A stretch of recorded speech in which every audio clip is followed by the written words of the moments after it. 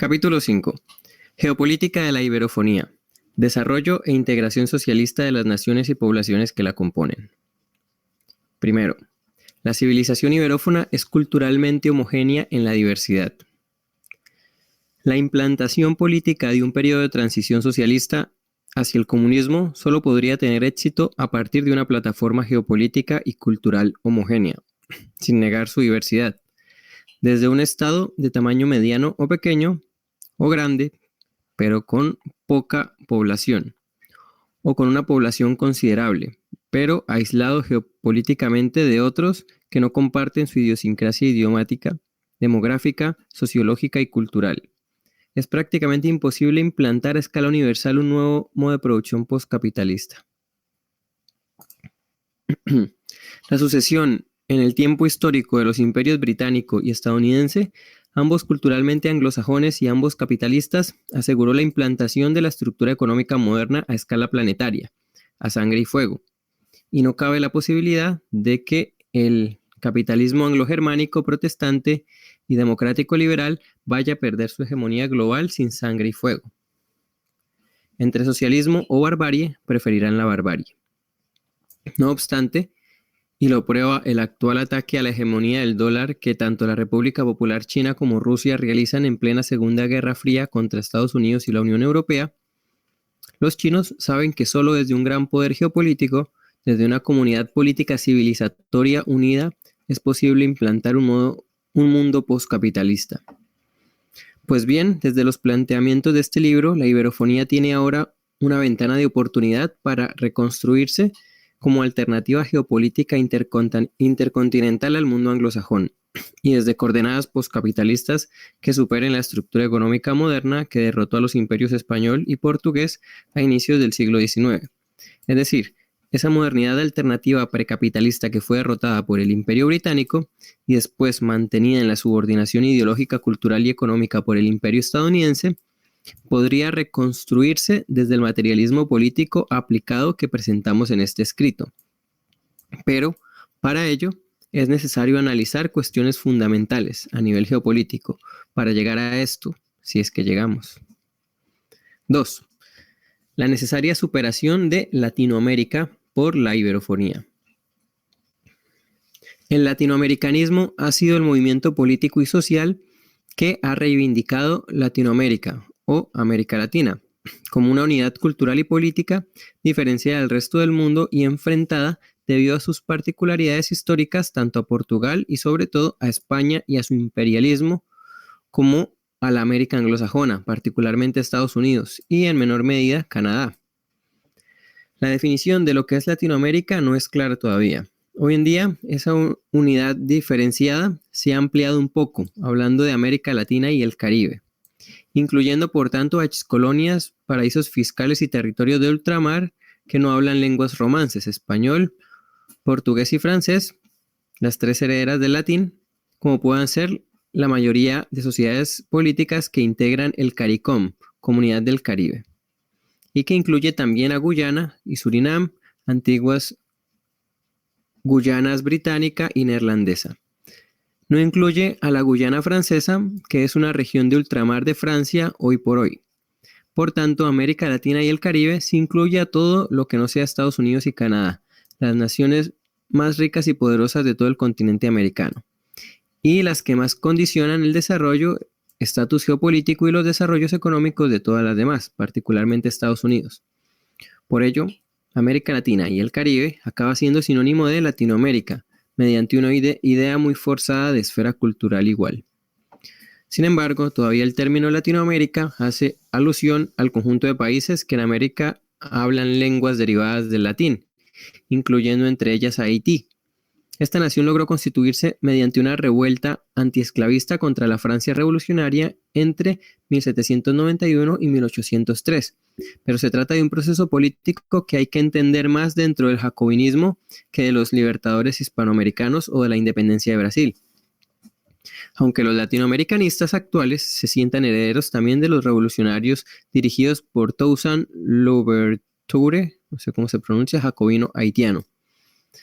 Tampoco suele incluirse a Canadá como Estado latinoamericano, aunque gran parte de su población, particularmente en Quebec, hable francés.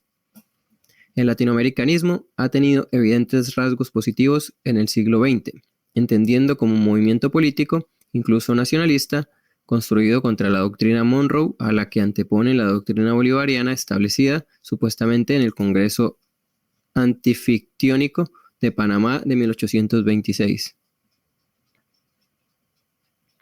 que nunca definió la confederación que pretendió construir como latinoamericana, sino como hispanoamericana, incluyendo a Brasil, que no envió delegados aún habiendo sido designados, y Estados Unidos, que mandó 2 delegados cuya misión solo era la de establecer relaciones comerciales, y teniendo el arbitraje del Imperio Británico y los Países Bajos.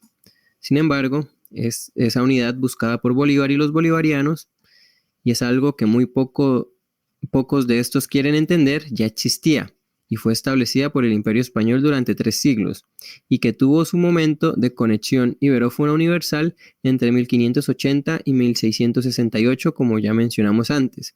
Y es que, en realidad, el latinoamericanismo no es más que un iberoamericanismo sin contar con España y Portugal, sin contar con la Iberoáfrica, la Iberoasia y la Iberooceanía.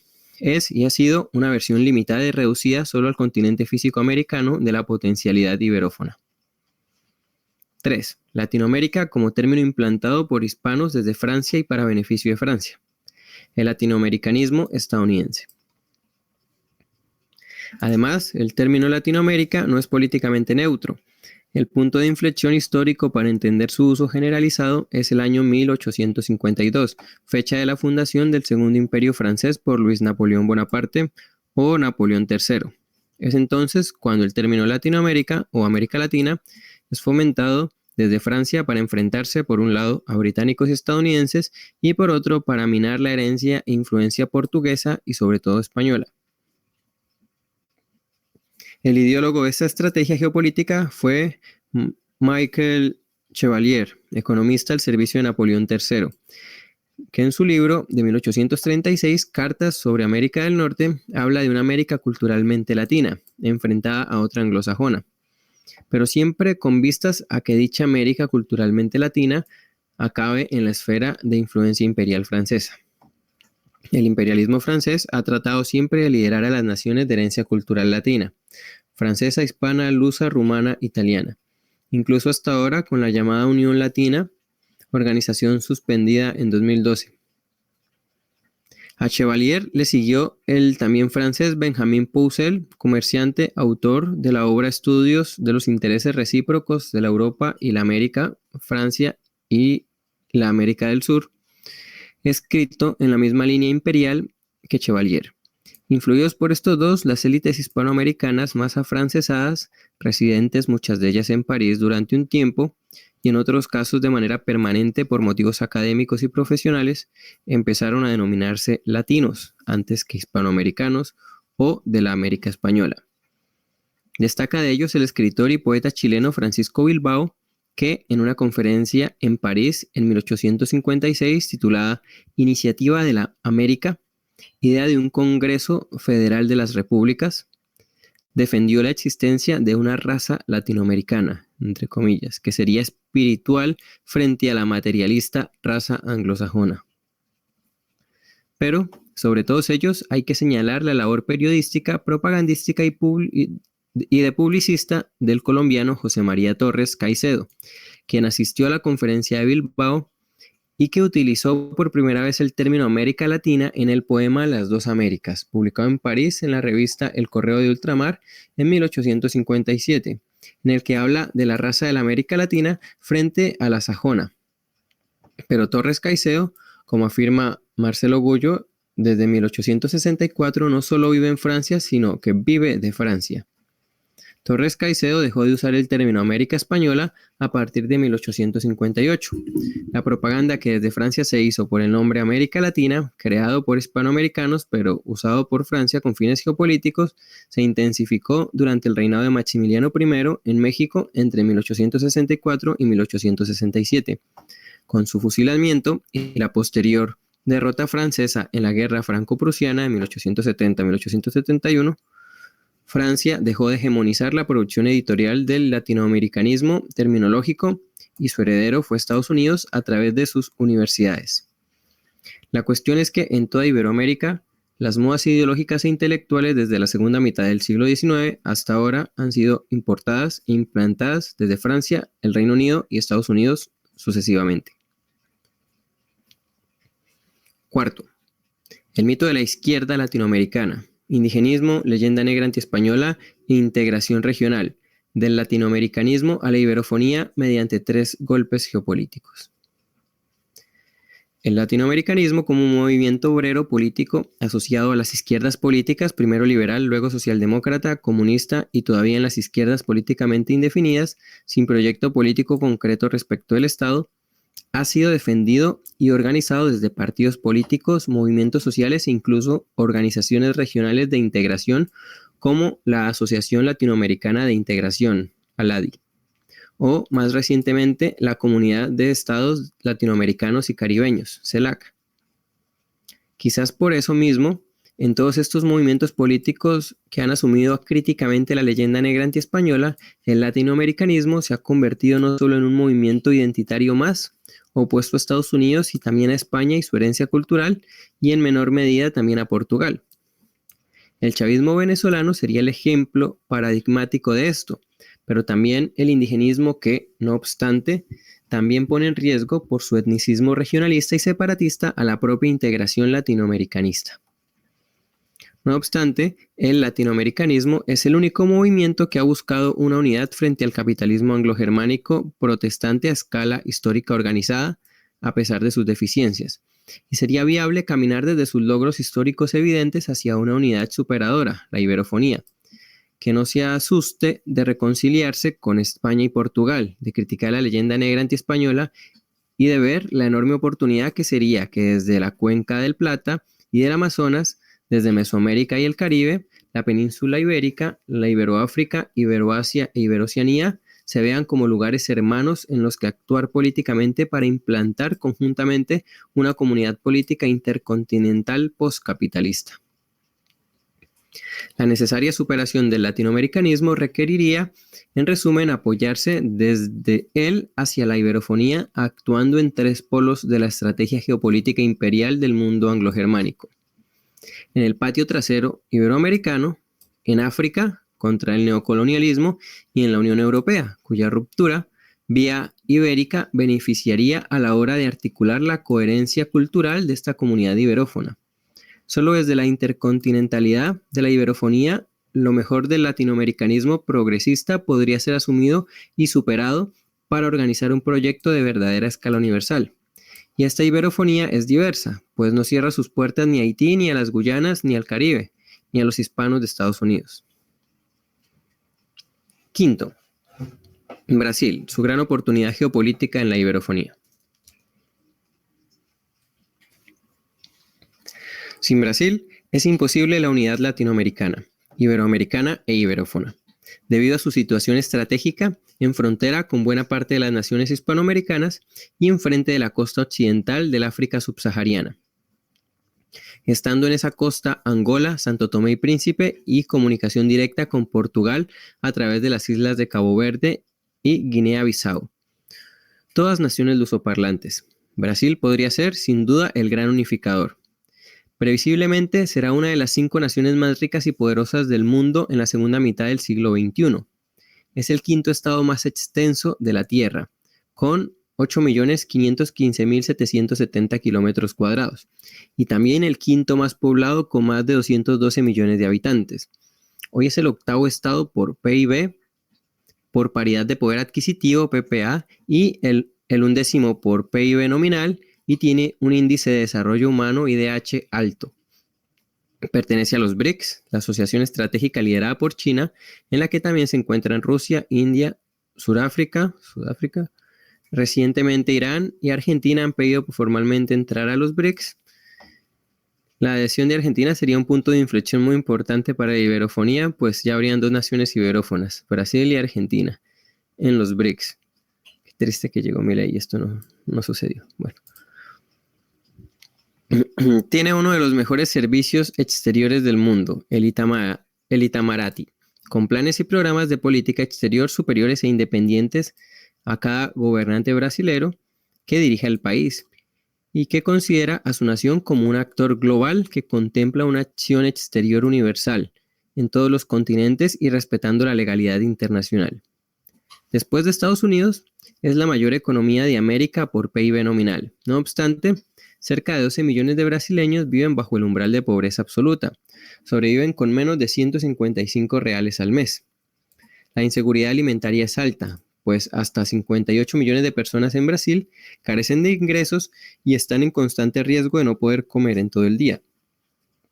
Los homicidios han vuelto a aumentar tras la pandemia del COVID-19 y cada 10 minutos hay un homicidio en el país. Las aglomeraciones de favelas en núcleos urbanos es alta y la estratificación social muy extrema y relacionada con un fuerte racismo en sus clases dirigentes, aunque Brasil es altamente mestizo.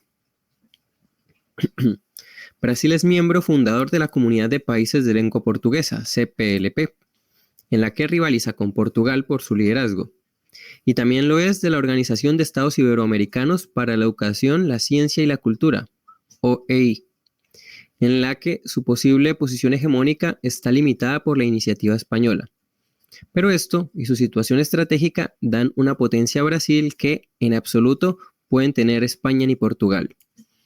Lo que está claro es que Brasil es el elemento de interconexión entre Hispanoamérica y el África lusófona, y también lo es entre estos dos ámbitos y la península ibérica.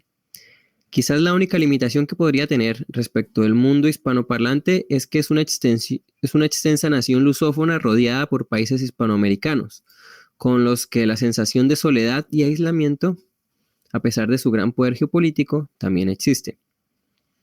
Aunque una unión iberófona no requeriría que toda la población de la iberofonía fuese bilingüe, español-portugués, sí sería necesario que en los sistemas educativos de las 30 naciones iberófonas y en otros territorios se diesen en la escuela horas lectivas de español en las naciones lusoparlantes y de portugués en las naciones hispanoparlantes, para ayudar a profundizar en la intercomprensión mutua.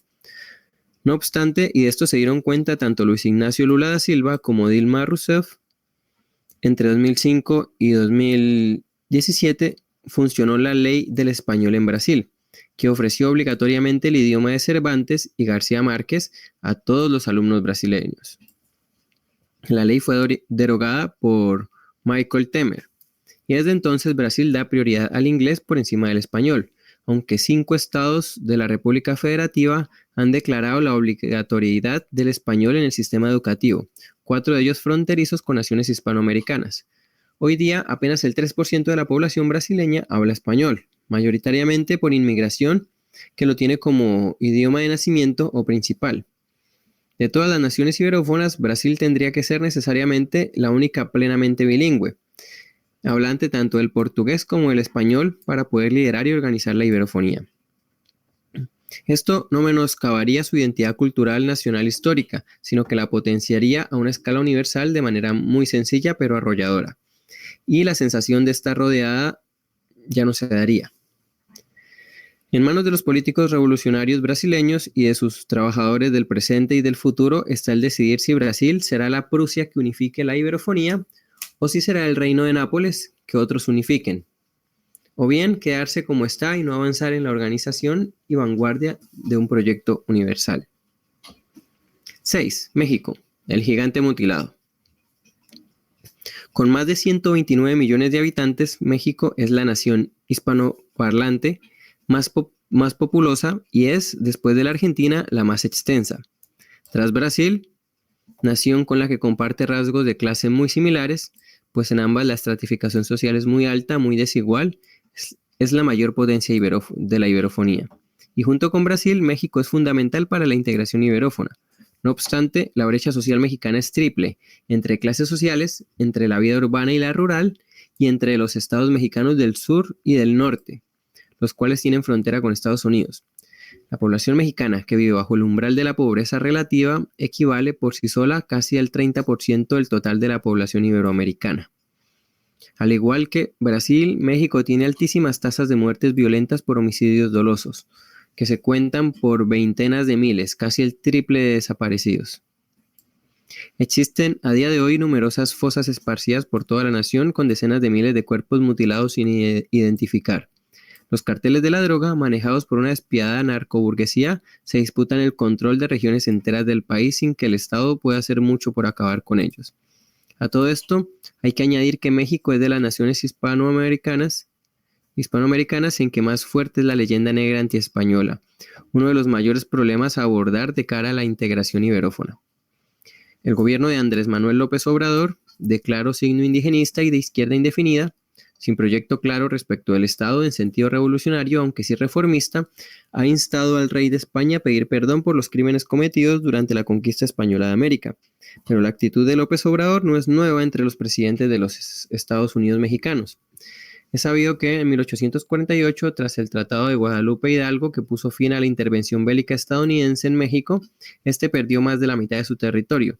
Arizona, California, Colorado, Nevada, Nuevo México, Texas, Utah, parte de Kansas, Oklahoma, Wyoming, pasaron a ser estadounidenses, incorporándose multitud de población hispano-mexicana a Estados Unidos, y empezando así el exterminio y reducción a reservas de gran parte de los indios que se encontraban protegidos en el Virreinato de Nueva España y luego en el primer imperio mexicano. Y así, la que fue la joya de la corona del imperio español acabó postrada, subordinada y mutilada por Estados Unidos hasta hoy. Y perdió la oportunidad de ser una gran potencia económica, pues no pudo explotar el oro que poseía el suelo californiano, descubierto un año después, ni el petróleo de Texas, descubierto a finales del siglo XIX. ¿Y qué tiene esto que ver con la leyenda negra antiespañola? Pues que esta distrae del foco histórico para no reflexionar en México sobre el responsable verdadero de su situación de subordinación, quien los mutiló. Quien sentó las bases de este desapego de México hacia España fue el diplomático estadounidense de origen francés y embajador de facto en México de Estados Unidos, Joel Roberts Poinsett. Acérrimo antiespañol, Poinsett sentó las bases de la influencia estadounidense sobre la gran burguesía mexicana. Bajo la atenta mirada de Moctezuma, pues en su residencia colocó un cuadro de él, Poinsett aleccionó a importantes figuras del siglo XIX mexicano, como Guadalupe Victoria, Vicente Guerrero, Lorenzo de Zavala, Manuel Gómez Pedraza y Manuel Gómez Pedraza. Fue Poinsett quien convenció a todos ellos que el México independiente en 1821 adoptara una fórmula administrativa federal como la de Estados Unidos, y fue Poinsett, entre otros, quien conspiró para tumbar a Iturbide del poder. Lucas Alamán y Escalada se opuso a los planes de Poinsett de convertir el río Bravo en frontera con Estados Unidos, pero este consiguió forzar la renuncia de aquel como ministro de Exteriores mexicanos, y su propuesta de unión aduanera hispanoamericana quedó abortada. Incluso Poinsett, según Gullo, fue quien introdujo en México la revisión sobre la figura de Hernán Cortés. Poinsett fue quien sentó las bases de la historia nacional mexicana. El control de la política interna mexicana por parte de Estados Unidos es tal, desde entonces hasta hoy, que incluso 3 presidentes mexicanos fueron agentes de la CIA, Adolfo López Mateos, Gustavo Díaz Ordaz y Luis Echeverría Álvarez. Por cierto, los 3 negros legendarios y antiespañoles.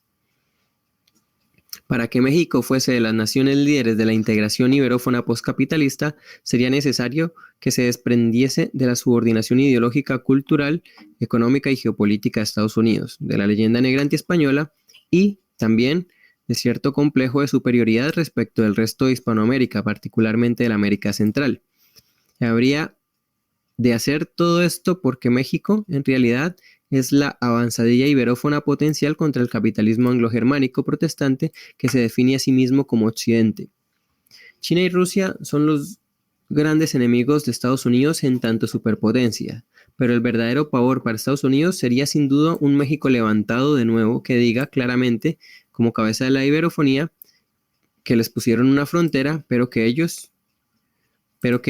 incluyendo en el ellos a los hispanos estadounidenses de origen mexicano, son la frontera.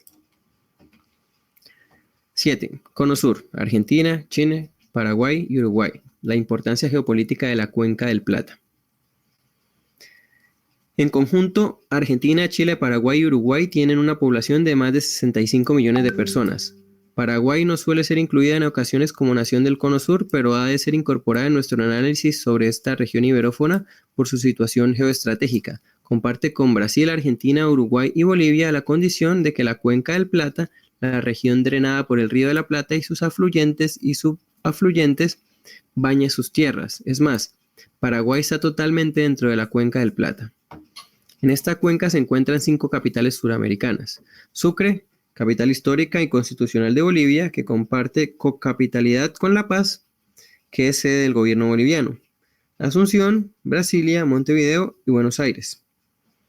Además, Sao Paulo, la ciudad iberófona más poblada y potente, con una muy agresiva gran burguesía heredera de los bandeirantes portugueses, también se encuentra en la cuenca del Plata.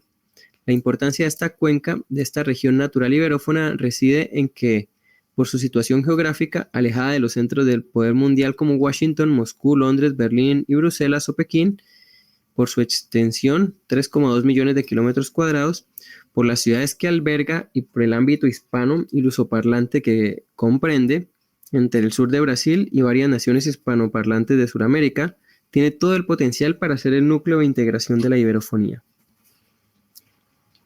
Chile está fuera de la cuenca del Plata, pero su conexión con la misma es profunda. Junto con las otras naciones, comparte el hecho terrible de haber tenido una dictadura militar de derechas en el siglo XX que aniquiló a la disidencia política e instauró las bases de un prolongado subdesarrollo y de profundas desigualdades sociales, así como una clara subordinación geopolítica no solo a Estados Unidos, sino también a lo que queda del Imperio Británico, como probó la Guerra de Malvinas de 1982 y el apoyo del dictador chileno Pinochet a los británicos contra la Argentina, a pesar de compartir supuestamente una misma ideología en sus dictaduras. Pero la geopolítica manda siempre sobre las orientaciones ideológicas, y por ello, una ideología será más correcta que otras cuando acierte en geopolítica. Lo cierto es que, dentro de una integración iberófona, Chile y Argentina podrían ir de la mano para resolver la cuestión antártica y reclamar la soberanía compartida sobre este territorio frente a los anglosajones, y a su vez, una iberofonía coordinada y unida podría reclamar la soberanía de Malvinas, pero también de Gibraltar o el Esequibo. Las naciones del Cono Sur han sido las grandes inspiradoras de una organización de integración regional como Mercosur y UNASUR, y un proyecto iberófono postcapitalista podría integrarlas en una organización intercontinental como actores políticos de escala universal. 8. Región andina, Ecuador, Perú y Bolivia, el peligro del indigenismo y el indianismo contra los pueblos originarios andinos. Con más de 6,5 millones de habitantes, la región andina de Sudamérica tiene una importancia trascendental. Es la región más entroncada con las lenguas quechua y aymara, con el pasado inca y con el virreinato del Perú. Las zonas menos pobladas son las amazónicas de Bolivia y Perú, salvo en núcleos urbanos como Iquitos, en Perú, provincia de Loreto, Santa Cruz en Bolivia o algunos núcleos urbanos de la región amazónica ecuatoriana. La Paz, Sucre, Quito, Guayaquil, Cusco y Lima son las ciudades más importantes de la región que conecta el Amazonas con los Andes. Es la zona costera a la que no puede acceder Bolivia, la más densamente poblada y donde se encuentra mayoritariamente el capital de la región. Incluirla en un proyecto iberófono ayudaría a Bolivia, por lo que compete a su frontera con Perú y con Chile a poder acceder al mar. No ya porque estos sean sus territorios aquella, sino porque el acceso al Pacífico en el antiguo lago español sería el mismo para todos los iberófonos, y a través del Amazonas, que nace en Perú, la región andina se conectaría con el Atlántico. Ya el proyecto de IRSA, Iniciativa para la Integración de la Infraestructura Regional Suramericana, como iniciativa de la UNASUR, permitiría conectar la cuenca del Orinoco con la del Amazonas y la del Plata, mediante canales que unirían las tres. Esta segunda unión requeriría un canal artificial. Una organización de la iberofonía permitiría alcanzar este logro histórico para todos. El sistema andino de integración, en el que también se encuentra Colombia como Estado miembro de la Comunidad Andina, es la institución que coordina las relaciones entre estos estados amerindios. Y todas ellas, a través de la Comunidad Andina, se conectan y coordinan con Chile en el Cono Sur y con México. Esto evidencia que la interconexión entre las naciones iberófonas es mucho mayor de lo que se piensa. Las fuertes diferencias sociales entre las zonas agrarias y las grandes ciudades, las enormes bolsas de marginación existentes y el indianismo en la zona, siendo el primero un intento de asimilación de los pueblos originarios a la civilización y el segundo una propuesta de separación completa de estos pueblos respecto de la civilización. En la zona son problemas a resolver de cara a una integración iberófona. Es imposible construir una estructura postcapitalista que supere la modernidad sin resolver estas cuestiones. El indianismo, aunque pretende recuperar organizaciones sociales premodernas, incluso precapitalistas, realmente no deja de ser un producto más de la modernidad, que trata de incluir a los llamados pueblos originarios de manera aislada en lo mejor de la misma. Al menos en el indigenismo, mientras que el indianismo tiene un carácter más aislacionista. No obstante, la iberofonía ha de respetar y potenciar la idiosincrasia indígena en todas sus partes, sin permitir que ella se convierta en un elemento disgregador, balcanizador, separatista y racista. 9. Región del Caribe. El Caribe es una gran región que realmente comprende 3 subregiones. Primero, la de las grandes Antillas españolas, Cuba, Puerto Rico y la República Dominicana en la isla de la Española, que comparte con Haití, pero también las anglosajonas, francesas y neerlandesas. 2. La región centroamericana que comprende los estados de Guatemala, Belice, en el que el español es la lengua mayoritaria, aunque el inglés es la lengua oficial, El Salvador, Honduras, Nicaragua, Costa Rica y Panamá. Y 3. La región heredera del Virreinato de Nueva Granada con costa caribeña, dividida en las naciones de Colombia y Venezuela. Trataremos de analizar esta gran región caribeña desde esas unidades subregionales. La subregión antillano-caribeña comprende, como dijimos en el párrafo anterior, 3 grandes territorios hispánicos o iberófonos: Cuba, República Dominicana y la colonia estadounidense de Puerto Rico. El proyecto socialista iberófono que proponemos permitiría a Cuba adaptar su trayectoria socialista y su economía a nuevas formas hoy muy poco conocidas en la isla, que la reconecten con un proyecto universal, algo muy necesario para salir de esa suerte de mezcla entre embargo y bloqueo que el capitalismo anglosajón le impone. Y permitiría a Cuba y a la República Dominicana tener una iniciativa estratégica en la región sobre naciones no hispanoparlantes como las que forman el CARICOM. A su vez, Puerto Rico, en su situación actual de coloniaje respecto de Estados Unidos, podría acogerse a la Organización de la Iberofonía para dejar de ser una colonia, e incluso influir desde la iberofonía en la población hispana de Estados Unidos. Puerto Rico participa ya de la OEI, pero al no ser Estado no puede ser miembro soberano. La liberación de Puerto Rico y el fin de la represión a su movimiento emancipador será algo a reivindicar en la iberofonía socialista. Por su parte, América Central o Centroamérica es una región doblemente balcanizada. Tras la conversión del Virreinato de Nueva España a primer imperio mexicano y ocurrir la balcanización del Imperio Español, la Capitanía General de Guatemala se desgajó del nuevo Estado como Provincias Unidas de Centroamérica en 1823 y luego como República Federal de Centroamérica en 1824 y 1839. Después se desgajaron varios estados, uno de los cuales dejó de existir, los Altos. Otro territorio de esta república, las Honduras Británicas, fue colonia británica hasta 1981, llamada hoy Belice, donde, repetimos, el idioma oficial es el inglés, pero el mayoritario es el español. Así se produjo su segunda balcanización. Una unidad centroamericana, como unidad administrativa, tendría más de 60 millones de habitantes y podría ayudar a solucionar el diferendo territorial entre Belice y Guatemala. A su vez, la inclusión de Panamá en esta unidad dentro de la iberofonía permitiría un control más soberano del canal y la posible construcción de canales también en Honduras y Nicaragua, proyectos no iniciados. El gran problema de la región, además de la pobreza, es la violencia organizada en bandas criminales que han trascendido las fronteras centroamericanas. Ni qué decir tiene que con ellas habrá que ser implacable.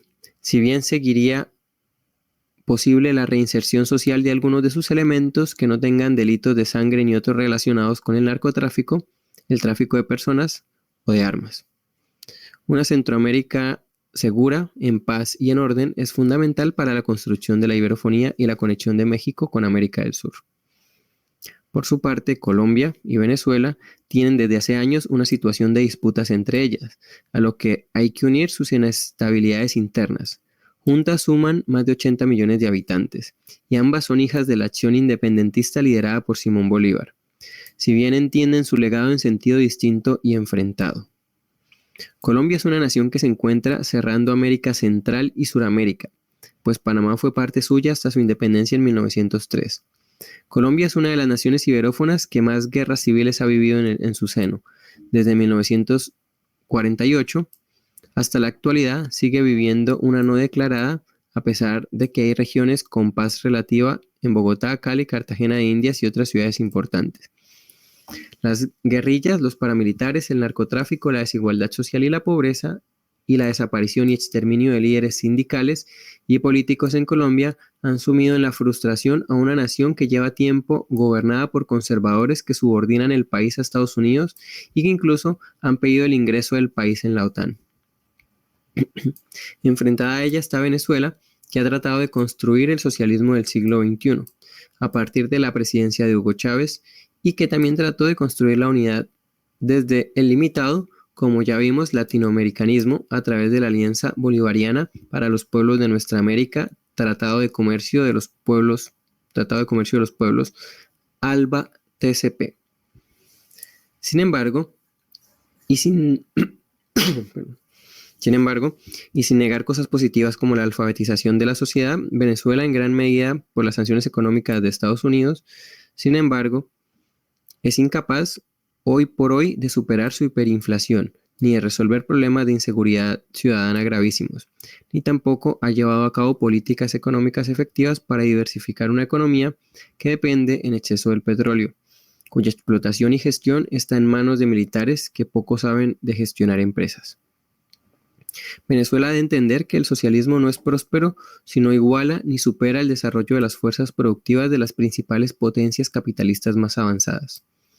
Esto lo han sabido aplicar bien los chinos. Si a ello le sumamos su proindigenismo, su filotrotskismo, su hispanofobia negro legendaria y el apoyo a movimientos étnicos separatistas vascos y catalanes contra España, la tierra de Ali I, el gran cantautor revolucionario venezolano, se encuentra en una situación ideológica de atasco político que necesitaría un revulsivo interno, alejado de la posición actual, que ponga a los venezolanos a trabajar por un proyecto emancipador y universal, postcapitalista, que solo puede ser iberófono. 10.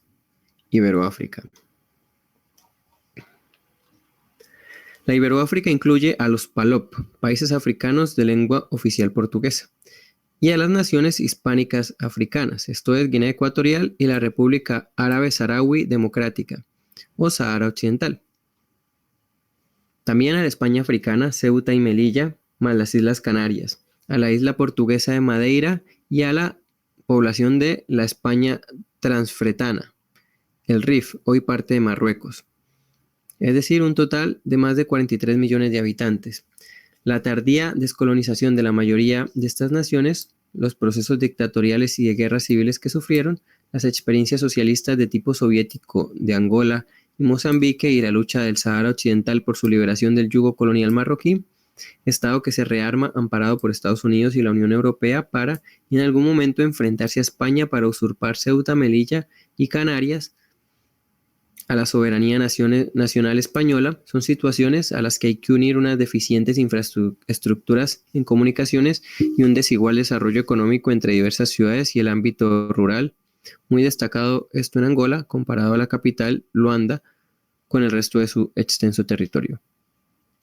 A ello hay que unir bolsas de pobreza, analfabetismo, marginación social, corrupción y un entorno geopolítico en que África es territorio en disputa entre imperios ajenos al continente. La iberofonía como proyecto postcapitalista tendría a África como uno de los lados de su corazón. El otro es Iberoamérica, y ambos son esenciales a la hora de bombear sangre a la iberofonía.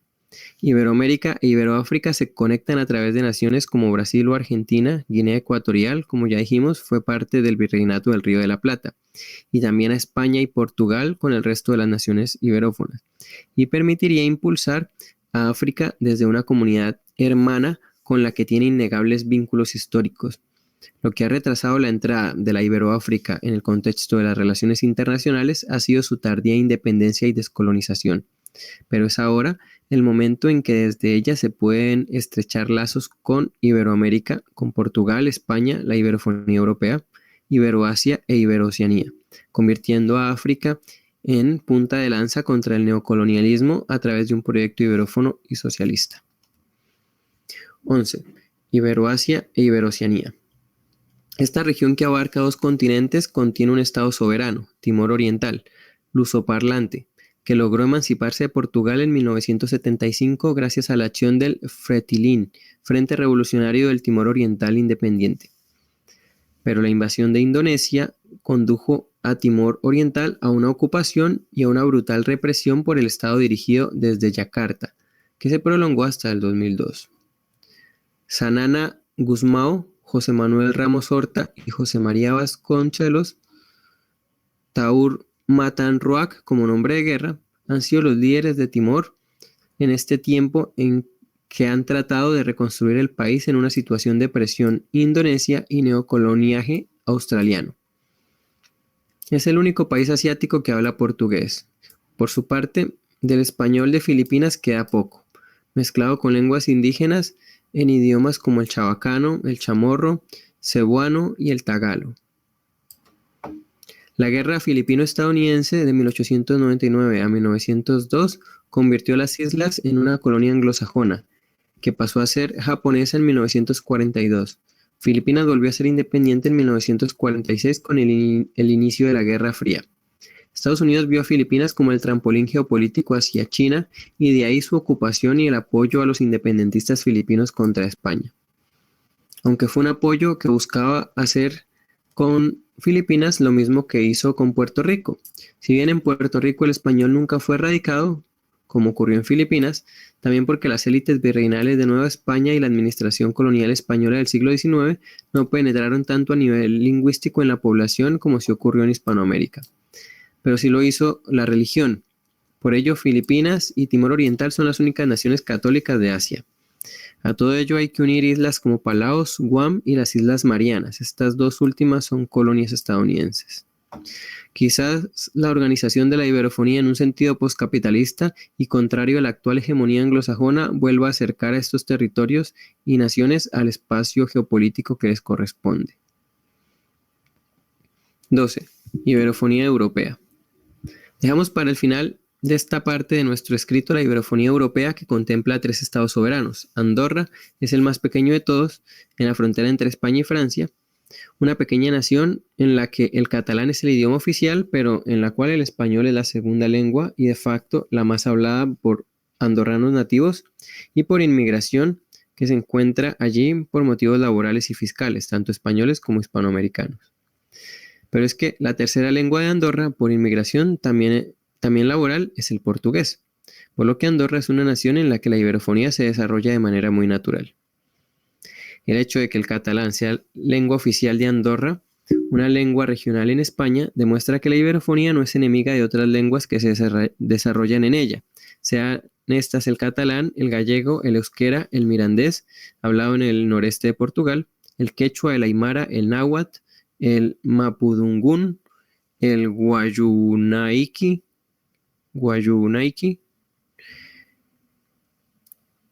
las familias del tupí, como el idioma guaraní, del arawak, las lenguas caribes, las macro-ye, las yanomami, el umbundu, el kikong, el kimbundu, el chokwe, el guanyama, el kikongo, el makonde, el suajili, el fula, el balanta, el árabe hasanía, el rifeño, el chabacano, el tagalo, el cebuano, el fang, el inglés de Gibraltar y Malvinas, etc. Lo que une a 861 millones de personas junto a otros elementos civilizatorios y culturales es la distribución en los 5 continentes de las 2 únicas lenguas universales que son intercomprensibles. Se debe preservar, conservar y potenciar la diversidad de las otras lenguas, pero nunca utilizarlas como forma de separatismo, desigualdad e imposición sobre otras.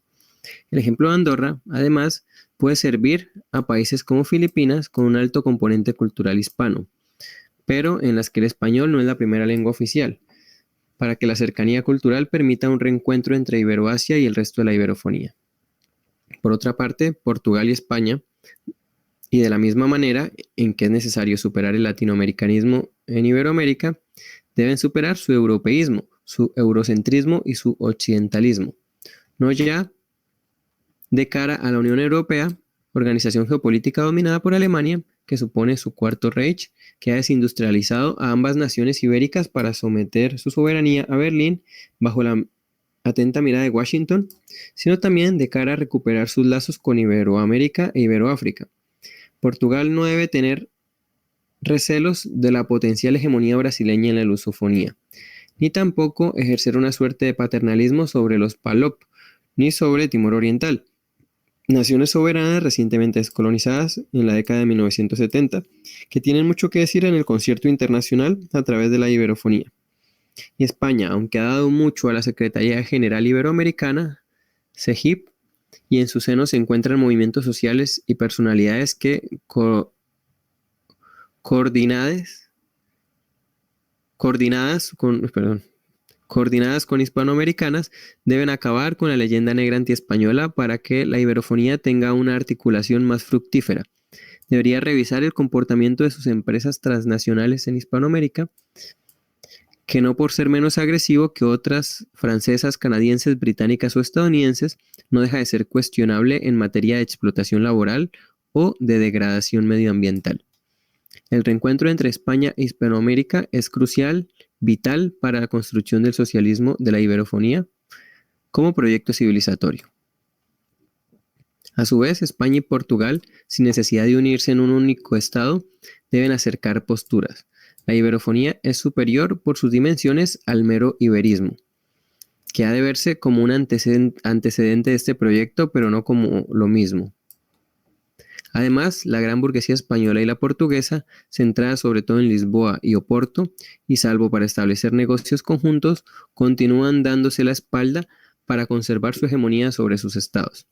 La élite política económica portuguesa del litoral sigue teniendo una orientación claramente anglófila, muy cercana al Reino Unido y a la OTAN, que no ve con buenos ojos un acercamiento político a Madrid. Mientras la gran burguesía madrileña, barcelonesa, bilbaína, etc., y los numerosos terratenientes del sur de España y de la meseta central continúan subordinados desde inicios del siglo XVIII a oligarquías foráneas, primero francesas, luego británicas, después alemanas y estadounidenses, que también hacen que se alejen de Lisboa. No obstante, en la raya, la extensa frontera hispanolusa, el interior de Portugal, sus trabajadores y campesinos tienen una gran cercanía personal y cultural con España, particularmente con Galicia, Castilla y León, Extremadura y el occidente andaluz, con quienes comparten frontera física. Las cuencas del Miño, del Duero, del Tajo y del Guadiana son puntos de encuentro peninsulares para una organización comercial y política ibérica que complemente la iberófona. No para generar un único Estado ibérico, sino para establecer un marco de cooperación y defensa de los intereses mutuos, incluidas la integridad territorial de ambos Estados, que reclame su lugar en la historia universal, mayor que el que Occidente les pretende asignar. Pues Portugal y España son algo más importante que meras naciones occidentales. Son la cuna, a través de los reinos de Asturias y sobre todo de León, de la civilización iberófona. Además, desde la perspectiva que nosotros ofrecemos, Portugal podría cumplir la construcción social que quedó pendiente en la Revolución de los Claveles de 1974, abortada desde dentro y desde fuera, pero ahora inserta en un proyecto universal. Y España recuperaría una soberanía política y una independencia económica minadas, al igual que en Portugal, desde dentro y desde fuera, y que son muy necesarias para, desde un ejemplarismo universalista, ayudar a acabar con los 2 siglos de humillación que la iberofonía sufre desde que fue balcanizada a comienzos del siglo XIX por la implantación del modo de producción capitalista por los imperios anglosajones. 13. Otras unidades geopolíticas y su relación con la iberofonía. Unión Europea, Unión Africana, Estados Unidos de Norteamérica, China, Rusia y el Islam. La organización de la iberofonía desde una perspectiva postcapitalista, tecnocientífica y universalista, tal y como presentamos en este libro, atacaría a tres centros de poder geopolítico hegemónicos del capitalismo anglo-germánico protestante. Uno, evidentemente, es la Unión Europea, pues tras el Brexit británico, se ha demostrado que este elitista club de estados no es invencible.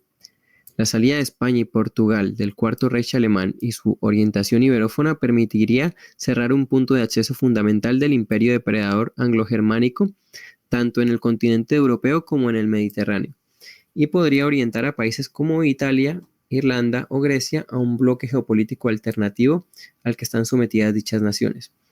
Otro sería el neocolonialismo en África.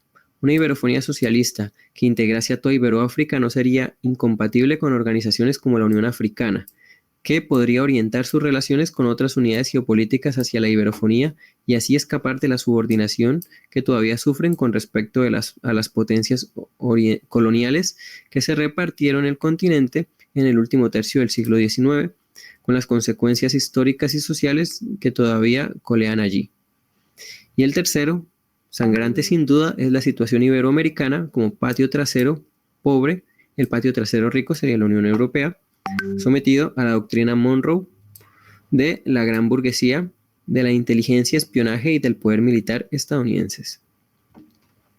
La implantación y desarrollo de los modos de producción es también geopolítica, es decir, la dialéctica de clases que se produce en los mismos y también en sus transiciones, y el socialismo ha de ser nada más que una transición entre capitalismo y comunismo, solo tiene impacto universal a través de la dialéctica de estados y de imperios. La civilización iberófona postcapitalista sería el adversario más formidable que Occidente, ese eufemismo que cubre la hegemonía anglosajona en el mundo, haya podido tener jamás. Y puede serlo además apoyada, pero no dependiente ni subordinada, de otras unidades geopolíticas opuestas a dicho hegemón anglocapitalista, como lo son la civilización socialista china y el mundo eslavo, todavía debatiéndose entre sus tradiciones y la experiencia soviética. La actual dialéctica entre Rusia y Estados Unidos, también con la guerra en Ucrania, recuerda a la que tuvieron el Imperio Español y el Británico a comienzos del siglo XIX, teniendo Rusia el papel que tuvo el Imperio Español. Rusia se debate entre su colapso y su recuperación imperial. Si se produce su colapso, la OTAN, la organización militar anglosajona de subordinación, trataría a la larga de llegar a Siberia, y entonces China tendría que salir de sus fronteras para defender su soberanía. Soberanía socialista necesaria para que la iberofonía reorganizada pueda recuperar con China el comercio oceánico que establecieron ambas civilizaciones desde el siglo XVI hasta el triunfo del modo de producción capitalista que balcanizó la iberofonía y sometió a China. La unidad y conexión de la nueva ruta de la seda que impulsa China y una nueva ruta de la plata talasocrática iberófona sería imprescindible para la construcción de esa universalidad postcapitalista necesaria para acabar con la estructura económica moderna basada en la mercancía como unidad básica del capitalismo que la gran burguesía anglosajona logró implantar ya hace 2 siglos. Con respecto al mundo islámico, religión insoluble con la iberofonía, la actitud ha de ser de cautela. Todavía no existe ninguna nación política islámica con capacidad para unificar a todas las demás. O sea, enfrentamientos entre Turquía, supuestamente laica, el Irán chiita y la Arabia Saudita sunita wahabita, donde se encuentran las ciudades sagradas del Islam, la Meca, la ciudad de peregrinación, y Medina, donde se encuentra la tumba de Mahoma, están lejos de resolverse. Indonesia, la nación islámica más poblada del mundo, está lejos de esos centros de poder geopolíticos islámicos, y el norte de África tiene sus propios problemas. No obstante, quizás el resurgimiento de un nuevo panarabismo laico, alejado de los islamismos, salafismos y yihadismos, potenciados por el mundo anglosajón, sería bien visto desde la iberofonía postcapitalista. Aparte, la necesidad para Portugal y España por tener al Magreb árabe norteafricano como aliado estratégico y pacífico es fundamental para la construcción iberófona a largo plazo. En lo que respecta a Estados Unidos y por la creciente población hispana del mismo, aquí se produce un curioso sincretismo cultural anglo-iberófono o anglo-hispano, cuya repercusión histórica todavía es difícil de adivinar. Si la hegemonía anglosajona capitalista está comenzando a ser decadente, la recuperación de los territorios perdidos o incluso la hispanización de Estados Unidos podría ser un horizonte a largo plazo que aseguraría a la iberofonía postcapitalista un hegemón geopolítico hoy impensable. Para mediados del siglo XXI, en el culmen de la ventana de oportunidad histórica que ya está abierta, los hispanos que realmente llevan presentes en lo que hoy es Estados Unidos desde hace 5 siglos, podrán convertirse en la llave de cambio político e histórico de una nación en la que hoy solo unos pocos ven lo trascendente que podría ser la hispanización del, por ahora, imperio más poderoso de la historia.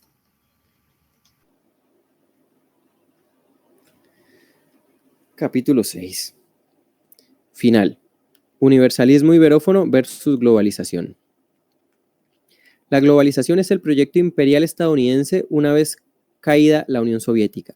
Se trata de instaurar la división internacional del trabajo a escala mundial sin dejar ningún país fuera, mediante la implantación de la ideología del libre mercado que haga que unos países se especialicen en materias primas, en manufacturas, en extractivismo, en el sector primario, en servicios, mientras otros, particularmente los anglosajones, mantienen la primacía tecnocientífica, de producción de ocio, de información periodística y audiovisual, etc.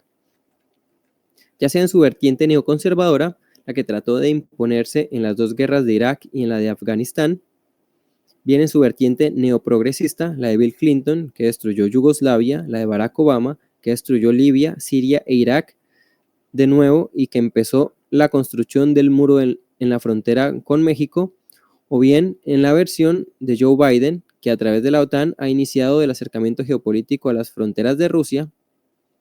El proyecto globalizador se resiste a caer, a pesar de los golpes que recibió con el atentado terrorista de las Torres Gemelas de Nueva York y del Pentágono en Washington, el 11 de septiembre de 2001, a pesar de la gran recesión de 2008, de cuyos efectos todavía no nos hemos recuperado, y sobre todo, a pesar del crecimiento de la economía de la República Popular China, que la está colocando ya como la gran alternativa a Estados Unidos por lo que respecta a ser la nueva superpotencia mundial. Sin embargo, el proyecto chino no es centrífugo, como sí lo es el de la estructura económica capitalista actual en su fase globalizadora liderado por Estados Unidos, y con vistas a generar una suerte de oligarquía gran burguesa cosmopolita que actúe por encima de las leyes de los estados, aunque luego los necesite para llevar a cabo sus planes y programas. El proyecto del socialismo con características chinas es centrípeto. China, el imperio del centro, no busca hoy por hoy expandir su proyecto ni su ideología, sino lograr que el mundo gire a su alrededor. Y quiere conseguirlo en el centenario de la fundación de la República Popular por Mao Zedong, en 1949. Es decir, China quiere ser la nación más poderosa de la Tierra sin competencia alguna para el año 2049, o al menos anunciarlo al mundo ese año, aunque consigan serlo antes. Estados Unidos probablemente no dejará que su economía incontestable tras la caída del imperio socialista soviético se acabe de manera ordenada y pacífica. Hasta mediados de este siglo XXI veremos acontecimientos históricos que, para bien y para mal, dejarán una profunda huella en los siglos venideros. Hoy día, el único proyecto globalizador centrífugo realmente existente es el anglo-germánico protestante capitalista, que pretende reproducir de manera ilimitada y ya desde hace 2 siglos la estructura económica moderna basada en la conversión del planeta Tierra y más allá en un inmenso arsenal de mercancías, en la que éstas sigan reproduciendo las relaciones sociales de producción capitalistas, convirtiendo todo lo que toquen a su paso en una nueva mercancía, en un nuevo capital. Sin embargo, en el seno de la propia estructura económica moderna se están generando relaciones sociales socialistas de manera constante y en todas partes, por lo que cuando las condiciones estén maduras para que la estructura histórica moderna no pueda dar más de sí y la nueva estructura postcapitalista pueda empezar a conformarse y reproducirse en plenitud, evitando la deriva nihilista, la barbarie, que diría Rosa Luxemburgo, entonces la comunidad política postcapitalista será viable, pues el desarrollo de las fuerzas productivas socialistas ya no podrá ser contenido en las relaciones de producción típicamente capitalistas. La contradicción histórica posiblemente tendrá que resolverse mediante la dialéctica de clases, estados e imperios, el motor de la historia implícito en Marx, explícito en Gustavo Bueno. Y es ahí cuando la globalización anglo-germánica protestante capitalista dejaría siquiera de ser una posibilidad. Podría decirse que el otro gran proyecto centrífugo existente, dejando de lado el capitalista anglo-germánico protestante, es el Islam. Sin embargo, el proyecto islámico no tiene dirección, ni un centro conductor que lo organice. No descartamos que, para la segunda mitad del siglo XXI, el socialismo chino y el Islam choquen en Asia. Será aquel uno de los momentos cruciales de esta centuria y su resultado determinará también el futuro de 3 continentes, del asiático, de África y de Europa. Pero es desde la iberofonía aquel actor con el que nadie contaba hasta hace bien poco, desde donde se puede construir un proyecto no ya solo para las naciones y poblaciones que lo integran en los 5 continentes, sino también desde el respeto a la soberanía de otros pueblos, de cara a la construcción de un proyecto verdaderamente universal, tanto en lo políticamente efectivo como en la idea reguladora de la construcción postcapitalista de la iberofonía. Construcción que, como no puede ser de otra manera, ha de partir de lo que hay, del capitalismo realmente existente y no del tipo ideal weberiano que algunas escuelas económicas liberales construyen como un castillo de naipes en el aire.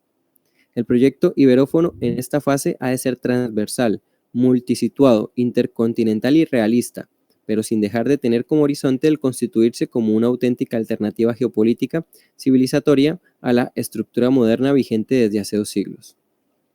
Al contrario que la globalización, el universalismo iberófono postcapitalista, socialista y por tanto comunista desde nuestro materialismo político, no busca descomponer las tradiciones y costumbres propias de cada nación política que conforma la iberofonía, sino adaptar estos pilares antropológicos e históricos de su construcción a una realidad que haya superado el mundo de las mercancías, en el cual siempre le costó encajar.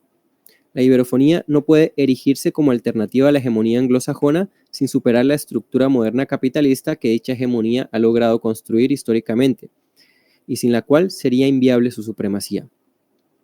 Es de recibo ser conscientes que dentro de la iberofonía hay grupos que, contrario a la soberanía política, a la integridad territorial y a la independencia económica de las naciones y poblaciones iberófonas, podrían ser capaces de todo por mantener dicha estructura económica moderna. Traducción: serían capaces de todo por mantener la hegemonía anglosajona que ellos llaman Occidente.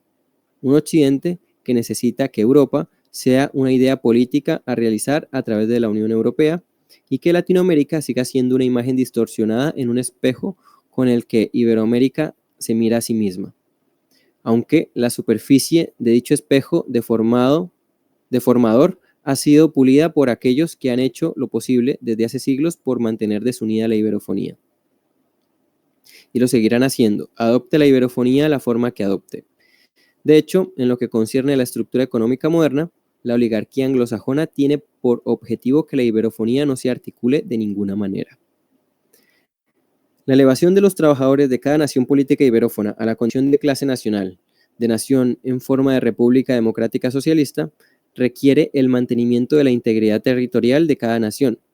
A su vez, requiere un desarrollo tecnocientífico de las fuerzas productivas partiendo del ya existente en el capitalismo, y también influido por el socialismo con características chinas, cuyas tecnologías políticas deberían ser tomadas en cuenta para adaptarlas a la realidad histórica y geopolítica iberófona, para poder superar las limitaciones ya arcaicas de las relaciones de producción típicamente modernas.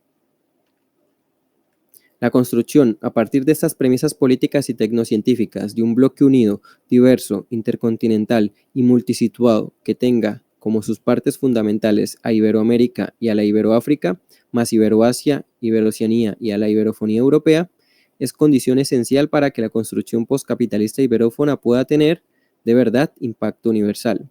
Solo por las dimensiones y extensión de la iberofonía, dicho impacto está ya dado de por sí.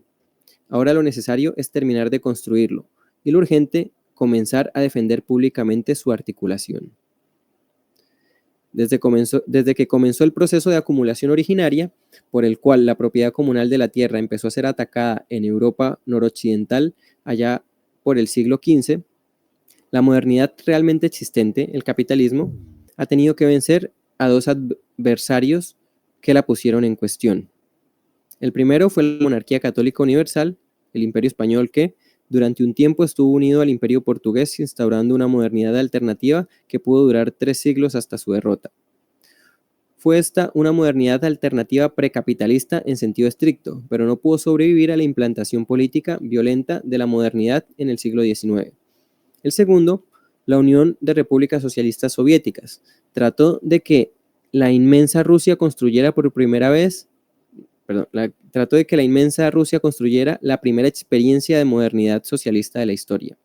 Y también cayó, aunque ahora se levanta el proyecto de modernidad chino, que conecta a Confucio con Marx y potencia a una civilización milenaria a superar la subordinación que la estructura moderna la impuso de manera humillante durante más de 100 años. Dice la impuso, pero yo creo que sería le impuso.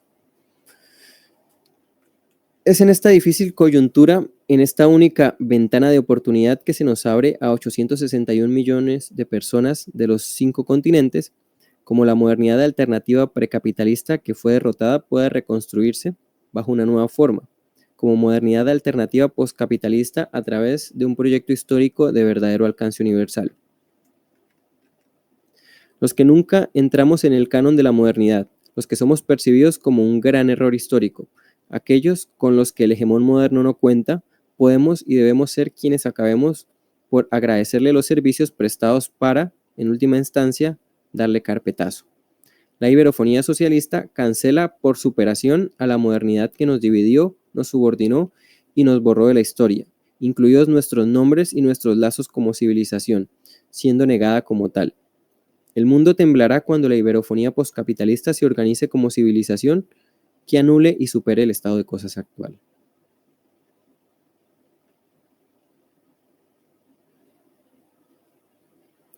Epílogo, por Diego Rusarín. Hace tiempo, en un directo de mi canal de YouTube, me preguntaba si era comunista o socialista.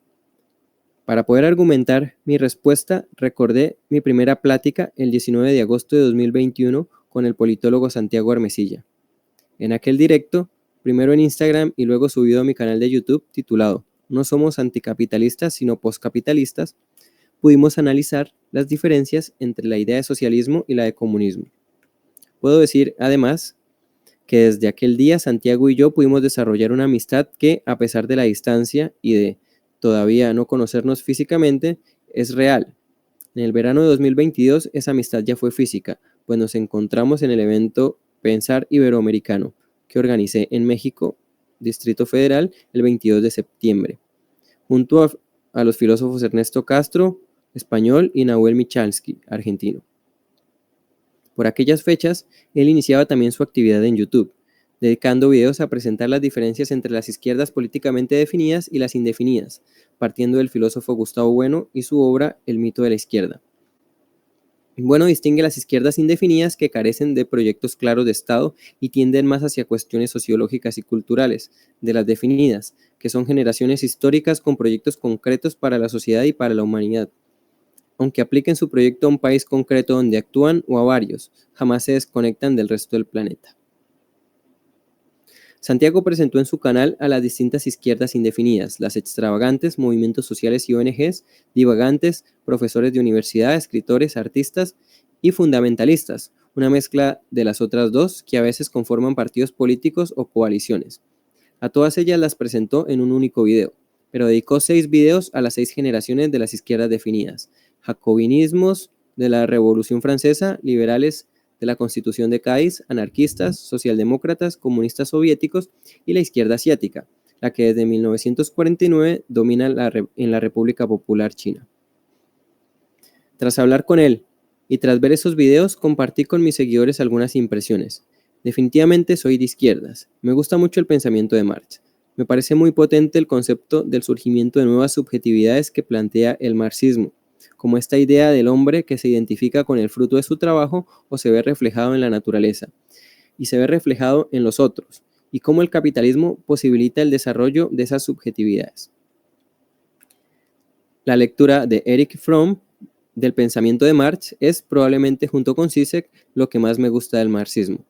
Ahora bien, no sé si soy un comunista clásico, es decir, lo que Bueno y Santiago definen como quinta generación de las izquierdas definidas, la comunista que se desarrolló en la Unión Soviética y que cayó a finales del siglo XX. Probablemente sea un comunista más cercano a la sexta generación de izquierdas, la asiática. Me parece sumamente interesante cómo en Asia se ha reivindicado los valores marxistas. Pero me interesa mucho la idea que está planteando Santiago Armesilla de la séptima generación de las izquierdas políticamente definidas. Una séptima izquierda que todavía no está organizada, que está en construcción, y que en este libro, Iberofonía y Socialismo, diría que se ofrecen las líneas generales para construir esa séptima izquierda definida. Una séptima izquierda definida que pretende desarrollarse en un ámbito geopolítico concreto, la iberofonía, que a mí como brasileño residente en México desde hace muchos años me llama poderosamente la atención, y que, sin embargo, no deja de proponerse como un proyecto global, universal.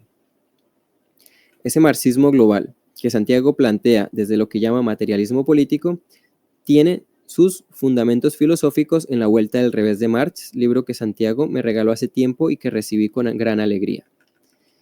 Diría que Iberofonía y Socialismo es una obra impresionante, porque ofrece un proyecto político de escala universal partiendo de lo situado, de lo concreto y desde una coherencia digna de mención. El tiempo dirá si lo que él propone se puede materializar. Siguiendo la distinción de Kant, Santiago Armesilla promueve el uso de la razón pública frente a la razón privada, instrumental, que el liberalismo ha logrado hegemonizar. Y esto ya es un logro en los tiempos que corren. Iberofonía y Socialismo es un paso más en el derribo de la hegemonía de la razón instrumental, meramente técnica, la cual él no desdeña, pero la pretende poner al servicio de la crítica, siendo la mayor expresión de la crítica la revolución. Al menos eso es así en Marx. Volver a Marx en el siglo XXI es algo que Santiago hace con contundencia. Aunque Marx nunca se fue del todo, sí es verdad que siempre tratan de volverlo a enterrar y que nunca más salga de la tumba. Pues en Iberofonía y Socialismo, Marx resurge y de una manera que, para mí, es muy potente e ilusionante. Como lusoparlante de nacimiento, la visión geopolítica de los modos de producción de Santiago me inspira mucho, y más si apuesta por la posible unión entre la región lusoparlante y la hispanoparlante, bajo una izquierda de séptima generación. La iberofonía pertenece a eso que se llama sur global. Incluso España y Portugal también podrían ser definidas como el sur del norte global o el norte del sur global.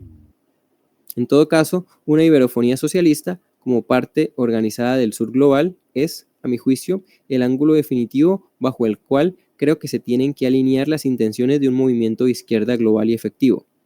Es, a mi entender, una resistencia real, material y efectiva, una verdadera alternativa para el futuro. Y bueno, señores, hemos terminado oficialmente Iberofonía y Socialismo.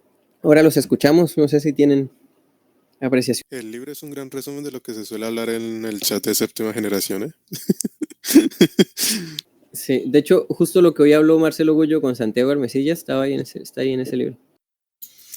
No sé cómo se sienten el resto de personas, pero, o sea, yo leyéndolo es como volver a tomar temas que ya se han hablado antes en chats o en videos anteriores, entonces es más como reforzar ideas que ya tenía más que aprender nuevas ideas, ¿no?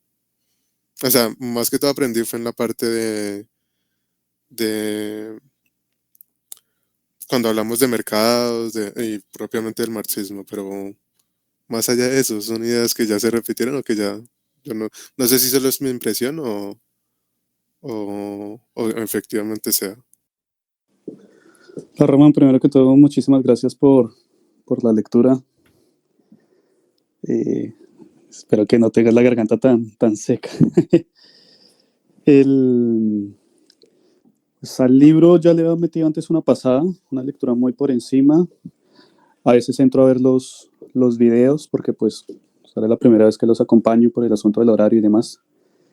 Y sí, más o menos es...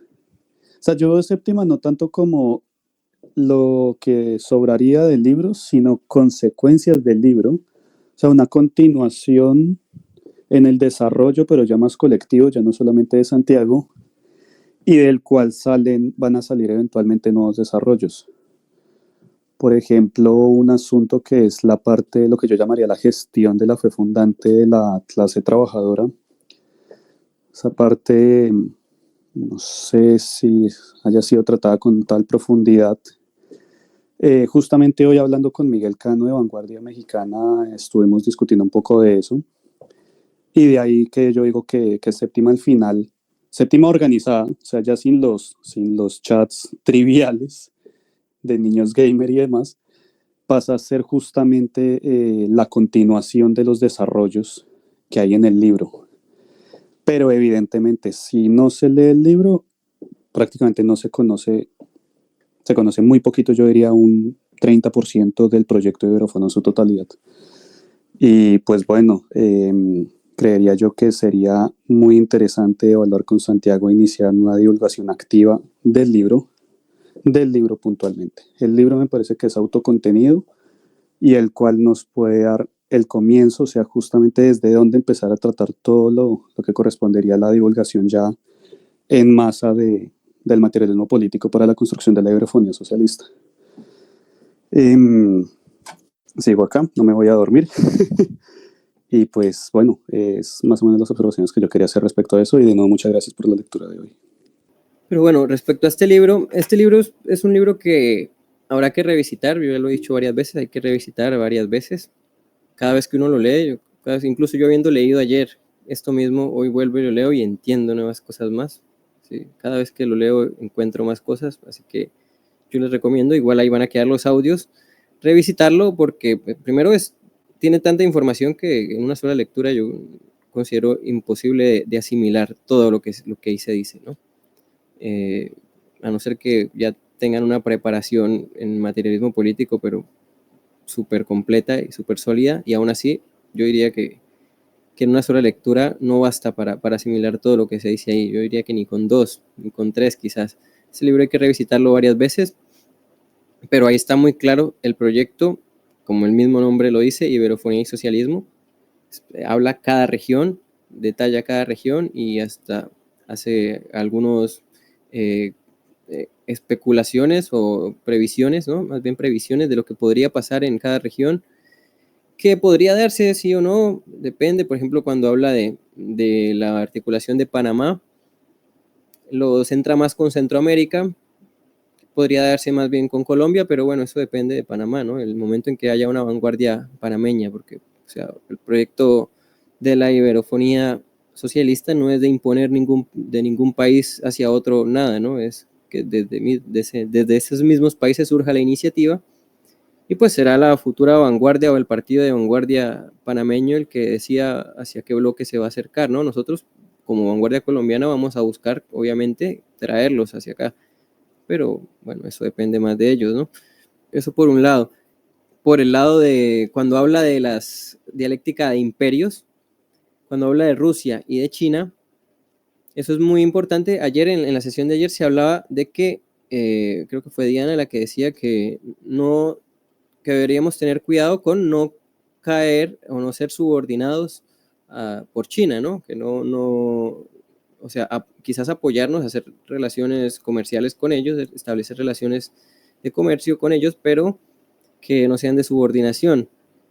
Pero bueno, esto depende más es de nosotros, o más que de nosotros es de nuestras clases dominantes, lo decía yo ayer en la sesión de ayer, que eso no depende de nosotros, sino de nuestras clases dominantes criollas de colombianas, argentina, peruana, chilena, mexicana, etcétera.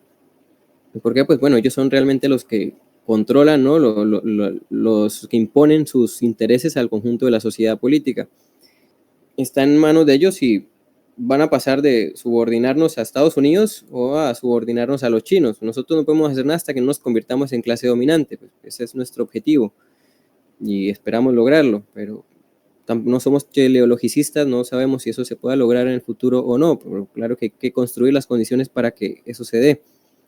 La cuestión es que los demás imperios van a buscar siempre, incluso aunque sean comunistas, van a buscar sus intereses. Es que eso se vio desde la URSS, ¿no? La Unión Soviética promovía la leyenda negra antiespañola y busca, por ejemplo, la Unión Soviética nunca tuvo intenciones, ni la clase dominante cubana, ni la clase dominante, ni la Unión Soviética, pues Partido Comunista de la Unión Soviética no tuvo intenciones de industrializar a Cuba, y por eso Cuba nunca se industrializó y siempre estuvo subordinada más bien a los intereses de geopolíticos de la Unión Soviética. Por ahí la crisis de los misiles, ¿no? Cuando llevaron misiles a Cuba, bueno, la utilizaron de muchas maneras. Eso pues es lo mínimo que podríamos esperar de las demás potencias, de los demás imperios que surjan, ¿no? Entonces, en ese sentido, pues sí, obviamente los demás imperios van a buscar o subordinarnos, o no necesariamente subordinarnos, aunque eso es lo principal que van a buscar, pero van a buscar sus intereses. Ellos no les van a importar nuestros intereses, o sea, si nosotros mismos no luchamos por nuestros intereses, o sea, nosotros solo nos tenemos a nosotros mismos y tenemos el enemigo en la cama, o sea, tenemos en nuestra propia cama más bien al enemigo, sí, al enemigo, porque están subordinados y están sometidos tanto ideológicamente como económicamente al imperio estadounidense, y ahora algunos se quieren alinear pues a otros imperios. Está por verse si en relación de subordinación, que es lo más probable, porque nuestras élites, si algo tienen, es que les encanta ser cabeza de ratón, les encanta la Mérculos anglos, eso es algo que lo hemos visto desde hace 200 años, son un servilismo increíble a las élites, a lo que Marcelo Gullo llama la élite, la oligarquía financiera mundial, o a las clases dominantes de estas potencias, ¿no? Entonces ellos son expertos en eso.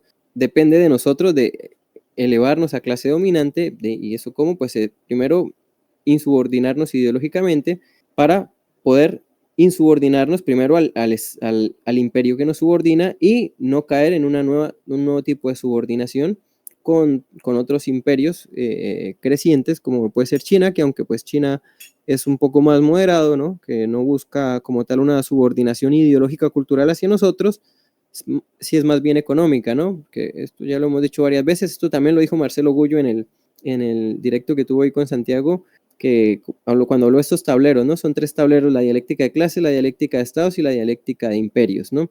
Y a su vez en estas dialécticas hay 3 planos, o sea, en cada tablero hay 3 juegos o 3 modos de juego. Uno es el plano ideológico-cultural, otro es el plano militar y otro es el plano económico-financiero. En cualquiera de esos 3 planos nos pueden subordinar, ¿no? Por ejemplo, el Imperio Español contra el Imperio Británico nunca pudo ser derrotado militarmente en el plano militar, pero en el plano ideológico-cultural fuimos derrotados, y ahí fue, después de que fuimos derrotados en el plano ideológico-militar, fue que vino la subordinación económico-financiera, y después de estas 2 subordinaciones, ahí sí ya fuimos presa fácil de caer militarmente, como bien se vio en la Guerra de México, en la Guerra de Argentina, o en la Guerra hispano-estadounidense, cuando España perdió Cuba.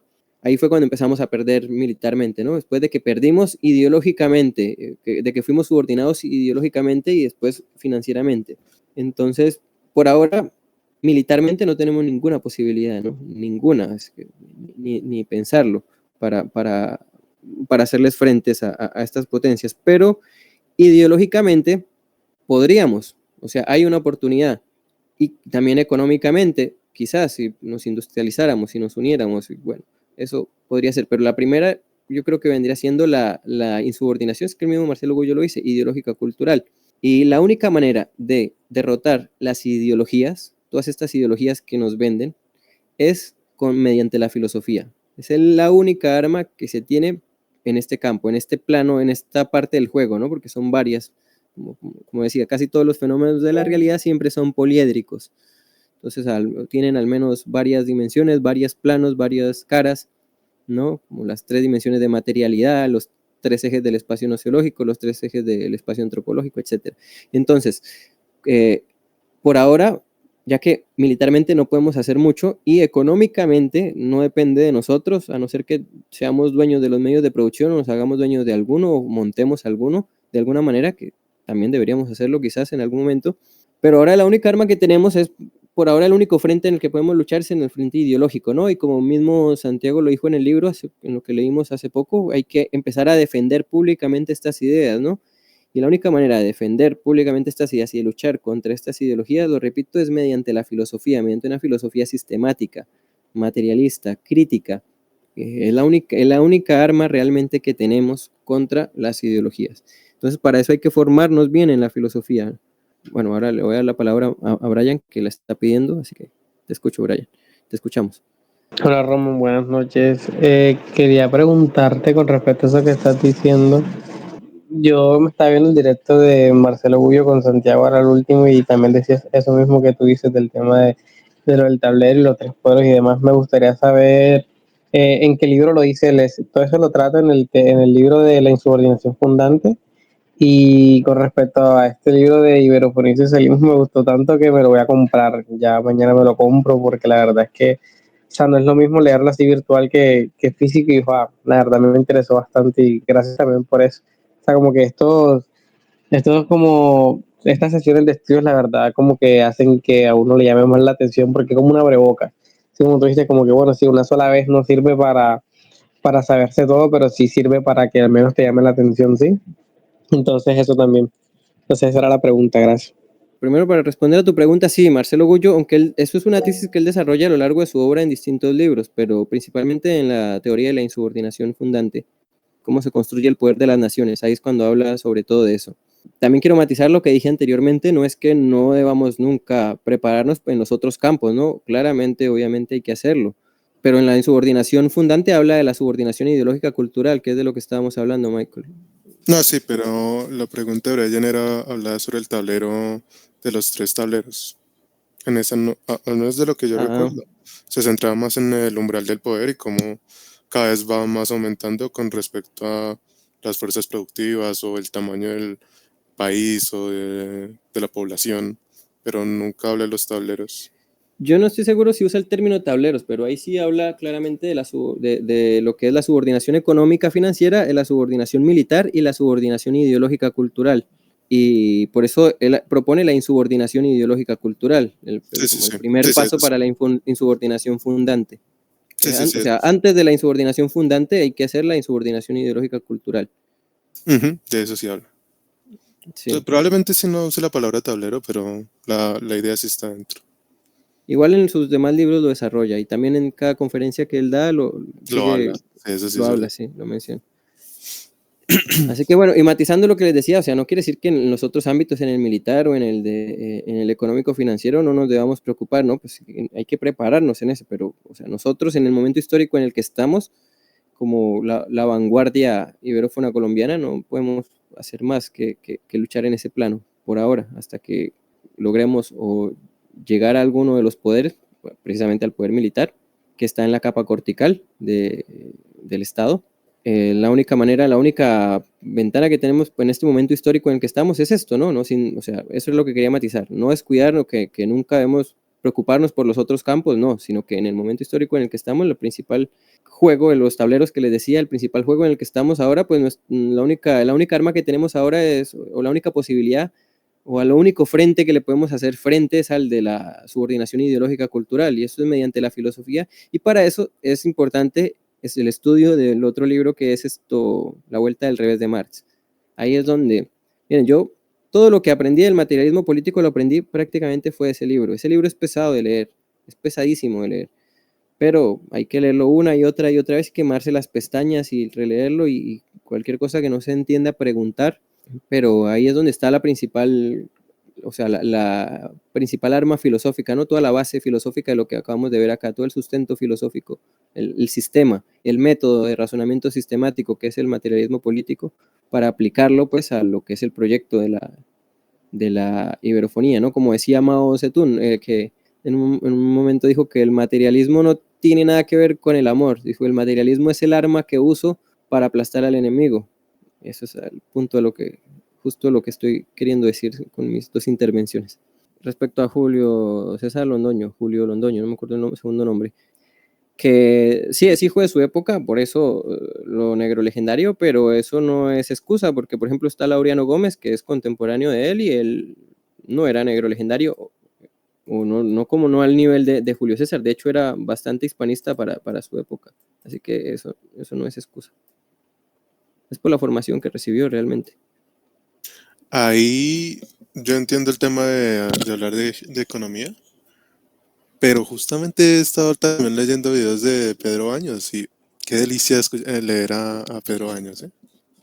sea, habla de tantos temas y los centra de una manera tan objetiva que realmente no aprende bien cómo juzgar las diferentes problemáticas geopolíticas. Bastante bueno, ¿eh? En lo que se va a subir a la página. Yo personalmente discrepo en la división que hizo el autor de las subregiones. Yo creo que Panamá tiene que caer, Panamá y Ecuador, lo natural entre comillas sería que se unan a Colombia y a Venezuela.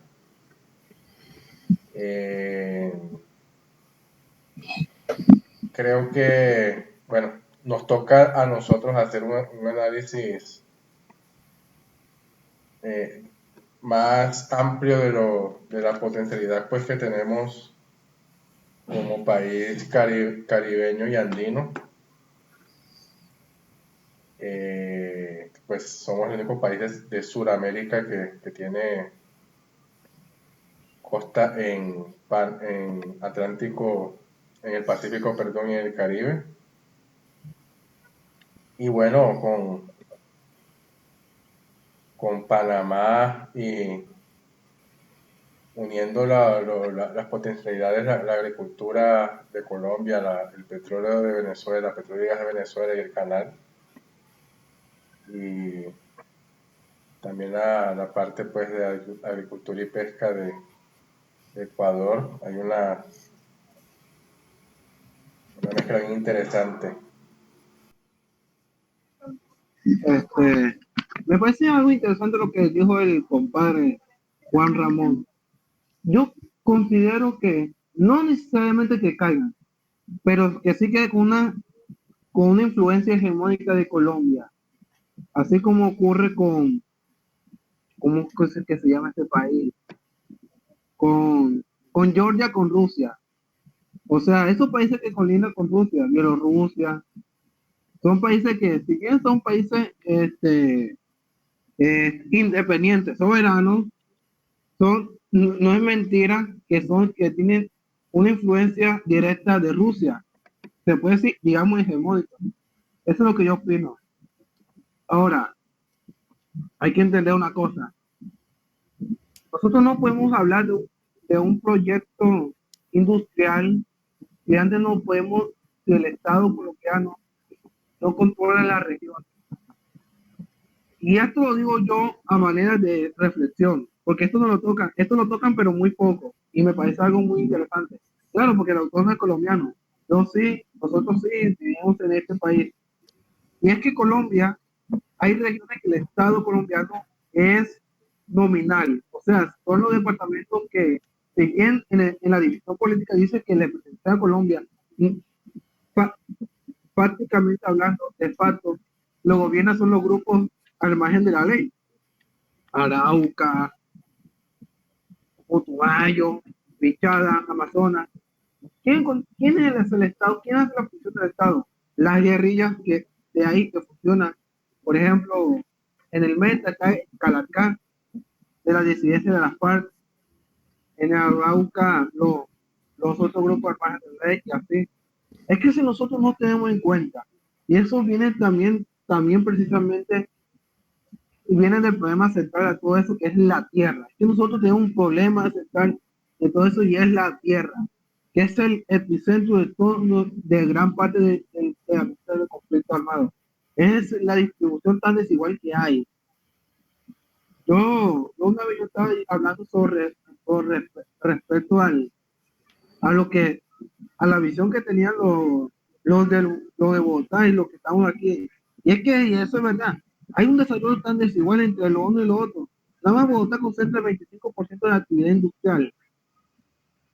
La Guajira, si acaso llega a un 1%, 1,5%. Bechara ni siquiera llega al 1% de su aportación al PIB nacional.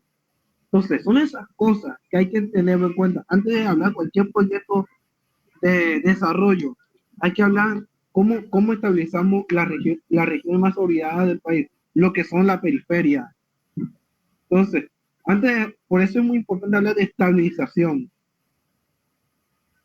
No sé si me hice entender, pero me parece algo muy interesante que primero tenemos que arreglar esos puntos antes de iniciar cualquier proyecto económico, cualquier cosa, tenemos que hablar sobre eso.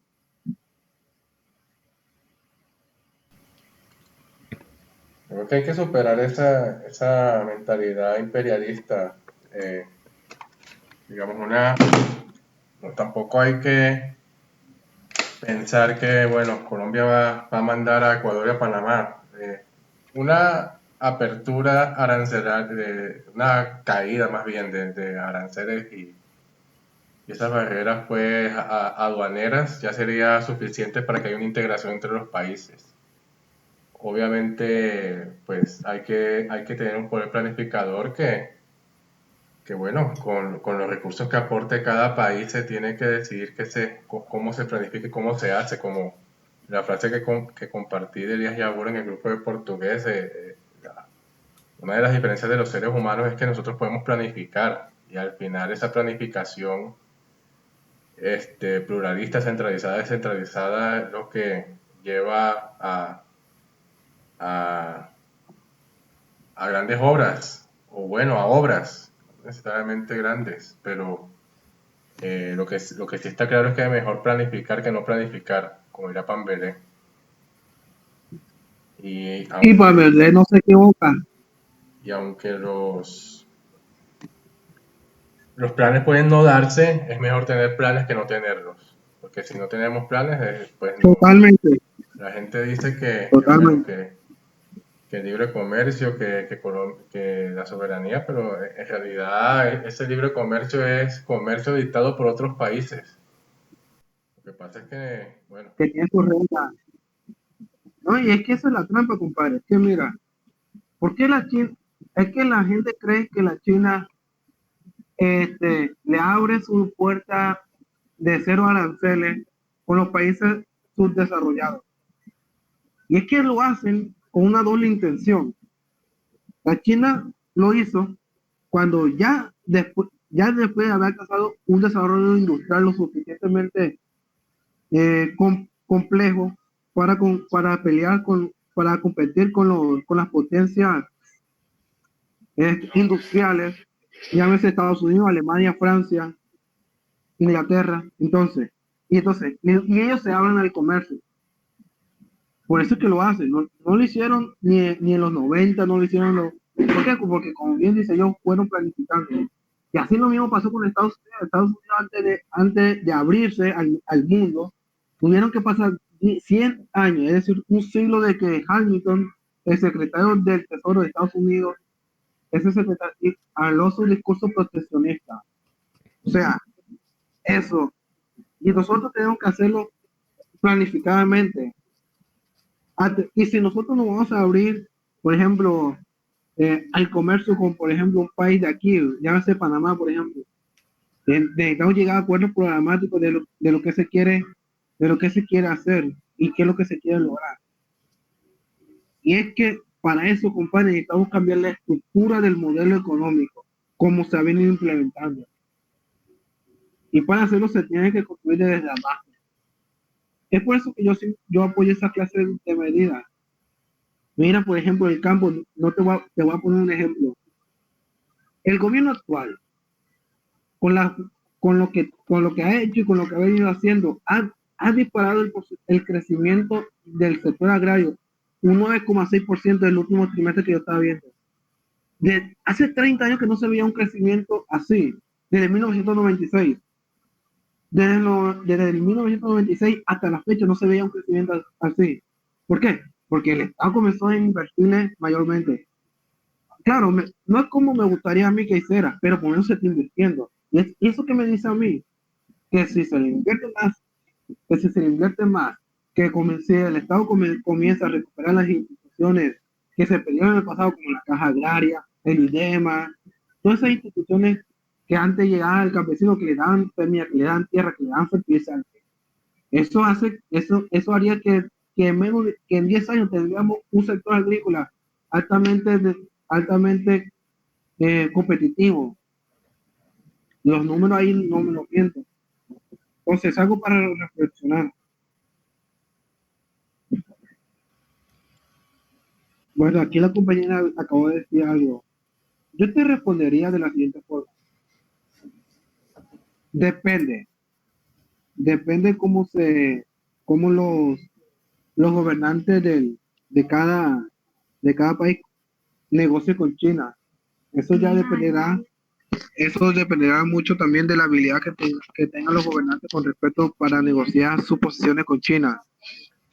Porque negociar con China es inevitable. Inevitable, tenemos que negociar con China.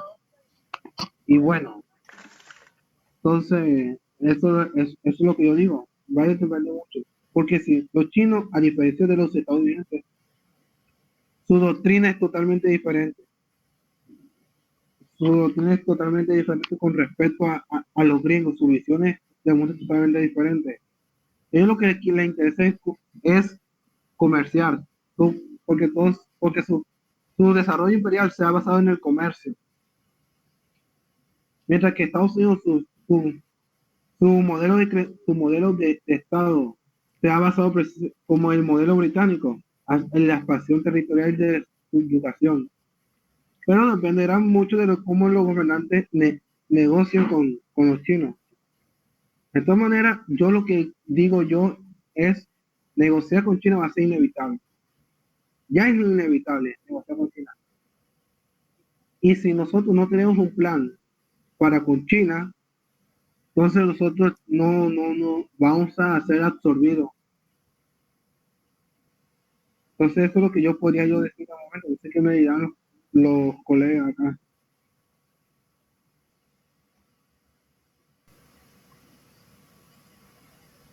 Sí, al final China defiende sus intereses y pues, nosotros debemos defender nuestros intereses. Y los chinos negocian. O sea, a un chino, si tú le vas a vender a tu mamá, él te la compra si le pones buen precio. No te pregunta nada. O sea, si le pones buen precio y ellos lo necesitan, compran. La cuestión es, sí, negociar los acuerdos como ellos negociaron en su momento. Bueno, vamos a hacerlo, pero ustedes, bueno, concesión por un tiempo determinado y después pasa a nosotros. Y listo. Ellos recuperan su inversión, se hace una transferencia de conocimiento, se hace una transferencia de activos y listo. Por ejemplo, acá en Brasil, que se tiene la operación de las líneas de transmisión en DC, que es una tecnología pues nueva y no nueva, la hacen los chinos, State Grid, a través de State Grid. Y ellos, la concesión creo que son 25 o 30 años. Esta concesión pues al término del periodo, esto se puede renovar o pasa al Estado de Brasil. La cuestión es que, y eso no debería ser así, pero bueno, Brasil renueva las concesiones, ha renovado las concesiones de electricidad, las ha renovado. Este año y el año pasado se vencían algunas que ya el Estado podía pasar a decir, bueno, esto es mío y no, renovó la concesión y bueno, sigue en manos de privados, pero esas son las cuestiones que hay que mirar, o sea, al final depende de la capacidad o de la incapacidad a propósito que tienen las clases dirigentes sobre negociar los recursos del país. Y si no tenemos una injerencia en esa clase dirigente, o si esa clase dirigente son unos entreguistas, unos vendidos, unos cipayos, pues difícilmente vamos a conseguir salir adelante. Pero nuestra labor es esta, o sea, la insubordinación ideológica para construir los pilares de este camino hacia esa insubordinación, pues, y la construcción de la iberofonía. Eso es muy cierto, pero a lo que yo iba es que el hecho de que China no sea como Estados Unidos no significa que no sea una potencia que busca su propio beneficio. O sea, Armesilla lo que plantea en el libro es que la idea es que nosotros seamos países iberófonos postcapitalistas, pero temas como la ruta de la seda es algo que se va a hacer dentro del capitalismo, o sea, no es algo que se va a esperar a hacer cuando ya nosotros hayamos desarrollado un socialismo o que nos hayamos unido siquiera como un imperio. Entonces, es eso lo que estás diciendo, Juan Ramón, el hecho de que estamos dependiendo aún de que nuestros gobernantes hagan las cosas bien y hagan los contratos bien. Y China va a buscar, obviamente, su propio beneficio, no la injerencia como lo suele hacer Estados Unidos dentro del país, pero sí económicamente va a buscar su beneficio. Entonces, eso tampoco está muy bueno. Claro, pues eso es lo más esperable que pase. Y estamos a la merced de la clase dominante que seguramente, como bien dijo Juan Ramón, si los chinos, si lo necesitan, le venden la mamá a los chinos, le venden lo que sea que le tengan que vender a los chinos. En eso no podemos hacer nada por ahora, ¿no? Podemos sino verlo y escribirlo y estudiarlo, pero por ejemplo, el puerto de Chancay en Perú, ese puerto sí, claro, beneficia al comercio, pero ¿qué tipo de comercio? Pura exportación de materias primas, porque eso no ayuda mucho a industrializar, o no han industrializado, o no se ha querido industrializar ni Perú ni ningún otro país hispanoamericano, ¿no? Entonces sí, claro, es un puerto que tiene una capacidad inmensa de exportación, que trabaja 24 horas con casi todo el proceso automático de descarga y de embarque y descargue de mercancías, de contenedores, pero que nosotros recibimos de los chinos un montón de, de mercancía manufacturada. Eh, China es la fábrica del mundo y a ellos solo les mandamos frutas, arándanos de Perú y materias primas. Entonces, pues ahí sigue la subordinación industrial, ¿no? Comercial. Pero en eso no podemos hacer nada al respecto hasta que no seamos clase dominante. Si no estamos supeditados a lo que la clase dominante decía hacer, al tipo de negocios, acuerdos que quieren hacer con China, pero los chinos obviamente van a buscar su interés. Ellos van a mirar sacarle provecho a lo que puedan, y si la clase dominante está dispuesta a venderles a la mamá, pues ellos se las van a comprar. Así que bueno, en eso no podemos hacer nada al respecto, sino esperar a ver, a estudiar y a no ser que nos hagamos clase dominante, pero eso yo lo veo lejano todavía.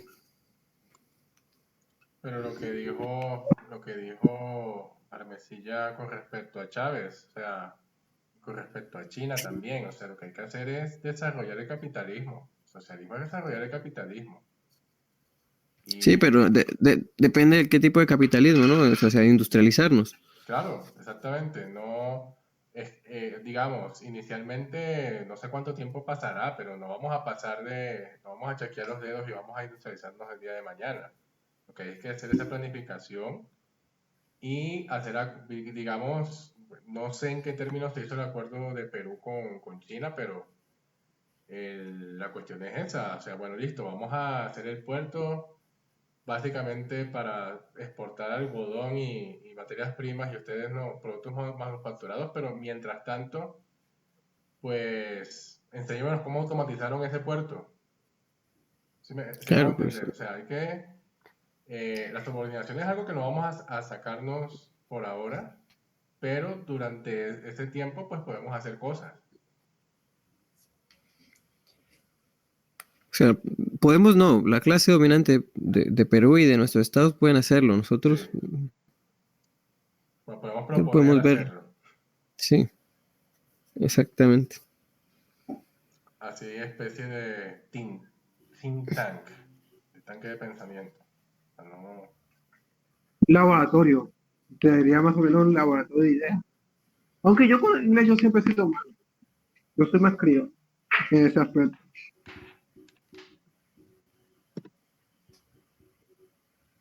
pero sí, o sea, Lo que en resumen, China, pues, va a buscar sus intereses con la nueva ruta de la seda y habrá que adaptarnos. Al final, o sea, China nos explota no porque sea mala y nosotros seamos pobrecitos, sino porque esa es la lógica del capitalismo. O sea, los empleadores explotan a los empleados, no les pagan todo lo que producen, porque pues hay que sacar la ganancia y esa dinámica se va a mantener. La cuestión es adaptarnos y desarrollar pues industria, soberanía en el mediano largo plazo. No, y es que, por ejemplo, yo te pongo un ejemplo. ¿Por qué las empresas chinas no explotan a los trabajadores allá en Rusia? Es la pregunta. Porque Rusia tiene, por lo menos, tiene un desarrollo industrial superior a nuestros países. Entonces, que le permite de cierta forma tener una posición frente a China. Mientras que aquí en la China, aquí en Colombia, aquí llegan las empresas chinas a mal pagar, a sobreexplotar a los trabajadores, porque no tenemos esa posición que nos permite a nosotros tener una posición frente a la China, ni con China ni con nadie, ¿sabes? Entonces, soy de ahí, o sea, cada país va a buscar sus intereses. Nosotros lo que tenemos que buscar es la forma de cómo nosotros desarrollarnos a través de nuestros recursos naturales, a través de los diferentes mecanismos que se pueda hallar en el camino. El desarrollo no es algo lineal, es algo que se va adquiriendo progresivamente en el tiempo. Pero sí se sabe con exactitud qué cosas están destinadas al fracaso. Sabemos que tener un modelo de materias primas, de monocultivo, eso no va a llegar a ninguna parte, no va a llegar a ningún país. Eso lo sabemos claramente. Ahora lo que tenemos que hacer es a partir de nuestro economía de monocultivo, desarrollar un modelo agroexportador que nos permita ser relevantes, como Israel. O sea, Israel es un ejemplo, un buen ejemplo de cómo ellos se desarrollaron a tal punto de poder ellos ser un país agroexportador, siendo ellos la mitad desértico.